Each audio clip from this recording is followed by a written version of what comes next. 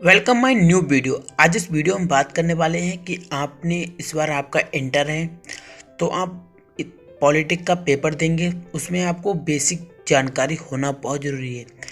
आप आज इस वीडियो में आपको बताएंगे बेसिक नॉलेज। आप किसी का भी एग्ज़ाम दे रहे हैं या आप पॉलिटिक्स पढ़ना स्टार्ट किया तो आपको ये जानकारी संविधान के रिलेटेड बहुत इंपॉर्टेंट है। आप इसको नोट करके रख लेंगे। इसका पीडीएफ आपको वीडियो के डिस्क्रिप्शन बॉक्स में इसका लिंक मिल जाएगा, तो आप इस वीडियो को एंड तक देखते रहिए, इससे आपको काफ़ी बेनिफिट होगा।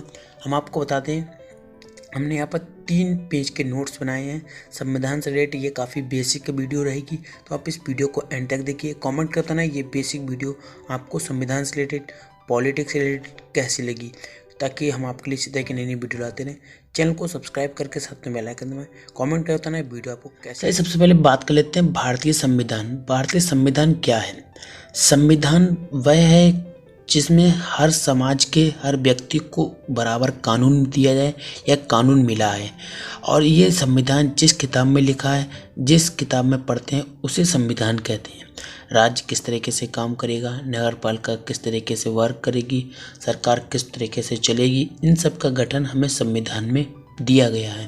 पहली परिभाषा जो कि मैंने इस पे ही लिखी है, चलिए मैं आपको पढ़ के बता देता हूँ। भारतीय संविधान समाज के सभी कुछ मूलभूत नियम होते हैं और उनसे समाज का एक रूप तय होता है और अलग अलग समाज के बीच फर्क पता चलता है।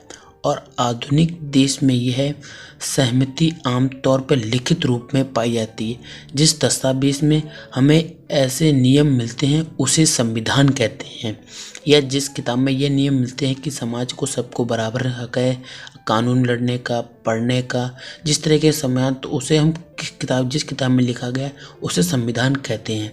अगर मुझसे कोई भूल हो जाए पढ़ने में या समझाने में तो मुझे क्षमा करना और मैं आपसे पहले ही माफ़ी मांगता हूँ। चलिए हम दूसरी हेडिंग पढ़ लेते हैं। किस देश को संविधान की ज़रूरत क्यों पड़ती है, या किसी देश को संविधान की ज़रूरत क्यों पड़ती है? संविधान की ज़रूरत हमें क्यों पड़ी, किस लिए पड़ी और संविधान को हमें क्यों पढ़ना चाहिए? इस प्रकार है कि आज दुनिया में ज़्यादातर देशों के पास अपना संविधान है। ये बात ठीक है, हर देश के पास अपना संविधान है, लेकिन और जिनके पास संविधान है उनके पास लोकतंत्र देश के बारे में उम्मीद की जा सकती है। जिनके पास संविधान है वह देश लोकतंत्र भी होंगे, ये भी उम्मीद की जा सकती है। किंतु उनके पास, और ऐसा नहीं जिनके पास लोकतंत्र है उनके पास संविधान नहीं है, या जिनके पास संविधान है उनके पास लोकतंत्र नहीं है, ये भी नहीं माना जा सकता है। 1934 में भारतीय राष्ट्र कांग्रेस ने संविधान सभा के गठन में मांग की पहली बार अपनी अधिकृत नीति से शामिल किया, अर्थात दिसंबर 1946 में संविधान सभा का गठन किया गया और दिसंबर 1946 से नवंबर 1949 के बीच संविधान सभा के स्वतंत्र भारत के लिए एक नए संविधान का प्रारूप तैयार किया गया। यानी स्वतंत्रता के समय, स्वतंत्रता के प्रारंभ से ही संविधान लागू किया गया, यह संविधान अपनाया गया। उसके बाद बात कर लेते हैं भारतीय संविधान मुख्य लक्षण। मुख्य लक्षण क्या थे? भारतीय संविधान के मुख्य लक्षण थे, भारतीय संविधान 20वीं शताब्दी तक आते आते भारतीय राष्ट्रीय आंदोलन कई दशक पुराना हो चुका था। संविधान लिखते लिखते जो हमारे लाई थी बीच की वो काफ़ी पुरानी हो चुकी थी। इस प्रकार भारतीयों के सामने इतना जरूर स्पष्ट कर दिया कि स्वतंत्र भारत को एक लोकतंत्र देश होना चाहिए और यह काम किसी एक आदमी के बस का नहीं था। इसमें लगभग 300 लोगों ने योगदान दिया जो 1946 में गठित की गई संविधान सभा के सदस्य थे। अगर हम बात करें सदस्य जो थे जिन्होंने संविधान लिखा, जिन्होंने मीटिंग की, एक एक लोगों को मिलाकर सदस्य कहते हैं। सभी संविधान के निर्माण के लिए अलग 3 साल तक संविधान सभा की बैठक होती रही। संविधान सभा की लगभग 3 साल तक बैठक चली, जिसमें हमारा कंप्लीट संविधान 3 साल का वर्ष लगा। अगर आपसे पूछा जाए संविधान बनाने में कितना समय लगा, तो आप लिख सकते हैं लगभग 3 वर्ष का समय। संविधान सभा के इन सदस्यों के सामने एक बड़ी जिम्मेदारी थी।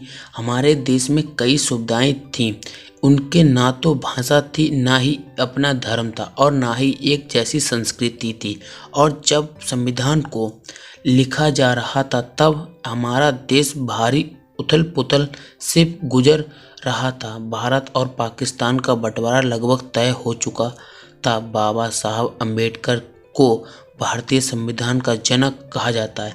अगर आपसे पूछा जाए भारतीय संविधान का जनक किसे कहा जाता था, तो डॉक्टर भीमराव अम्बेडकर को, यानी बाबा साहब डॉक्टर भीमराव अम्बेडकर को कहा जाता है। डॉक्टर साहब का विश्वास था कि भारतीय सभा में उनकी हिस्सेदारी से अनुसूचित जातियों को संविधान के प्रारूप में कुछ सुरक्षित व्यवस्था मिलेगी, यानी उन्हें ओबीसी जो एससी के और एसटी के लोग होते उन्हें संविधान में अलग से प्रमाण मिलेगा, अलग से सुविधाएं मिलेंगी। अब लिखो संघवाद। संघवाद क्या था? अब हम बात कर लेते हैं संघवाद।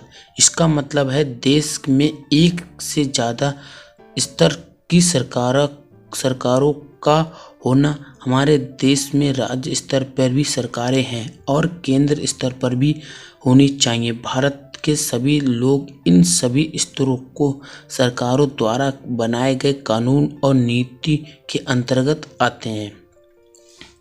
हम बात करते हैं दूसरी हेडिंग, सदस्यीय संसद पद्धति। सदस्यीय संसद पद्धति क्यों लाएगी? सरकार के सभी सदस्यों पर प्रतिनिधियों का चुनाव लोग खुद करते थे, यानी इलेक्शन जो लोग खड़े होते थे उनको वोट देकर खड़ा करते थे और विजयी बनाते थे। संविधान सभा के सदस्य जब संविधान की रचना कर रहे थे तो उन्होंने लगा कि स्वतंत्र संग्राम ने भारतीय जनता की व्यवस्था मत अधिकार का प्रयोग करने का योग्य बना दिया है।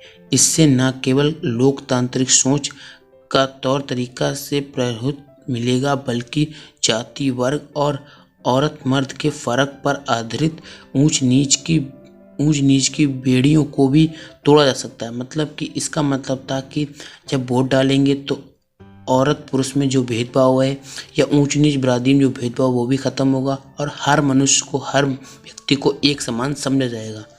शक्तियों का बंटवारा इस प्रकार किया गया कि सरकार की 3 अंग हैं, विधायिका, कार्यपालिका और न्यायपालिका। ये काफ़ी इम्पोर्टेंट है। चलिए बात कर लेते हैं विधायिका। विधायिका का मतलब है कि हमारे निवृत्त प्रतिनिधि होते हैं। विधायिका मंत्रालय समर्थ जैसे विधान परिषद, विधानसभा, लोकसभा और राज्यसभा, ये हमारी विधायिका होती हैं। अब हम बात करते हैं कार्यपालिका, यानी कार्यपालिका ऐसे लोगों का समूह होता है जो कानून को लागू करते हैं और शासन चलाने का काम करते हैं। नंबर 3 पर आता है न्यायपालिका। न्यायालयों की व्यवस्था को न्यायपालिका कहा जाता है। वीडियो ऑलरेडी काफ़ी लंबी हो चुका है और रात के 2 बज चुके हैं। अगली वीडियो हम अगले नेक्स्ट पार्ट में लेकर आएंगे। तो आपको ये बेसिक नॉलेज कैसी लगी? आगे से वीडियो दिन में शूट हुआ करेगी, तो इसलिए आपको आवाज़ का भी इशू नहीं रहेगा। तो आप इस वीडियो को शेयर कीजिए, कमेंट कीजिए, चैनल को सब्सक्राइब कीजिए। अगर कोई प्रॉब्लम है, कोई मिस्टेक है बोलने पढ़ने में तो क्षमा कीजिए, आगे से ऐसी मिस्टेक नहीं होगी। आप इस चैनल को सपोर्ट कीजिए। मिलते हैं आपको नई वीडियो में। धन्यवाद।